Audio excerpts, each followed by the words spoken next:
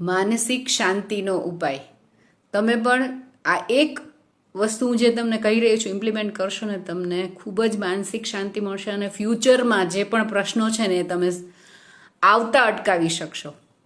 તમને ક્યારે પણ કોઈ ડિફિકલ્ટ ક્વેશ્ચન પૂછે કે કોઈ જગ્યાએ તમારે કમિટ કરવાનું આવે અને ત્યારે તમારે કમિટ ના કરવું હોય તો યુ કેન જસ્ટ કીપ મમ. You can choose not to reply to the person. You can choose not to commit to the person. કોઈના દબાવમાં આવીને કે તમારે જવાબ આપવો અથવા તો કમિટ કરવું એ ક્યાંય જરૂરી નથી. એવું કરવાથી તમારી માનસિક શાંતિ હણાઈ જાય છે. બરાબર?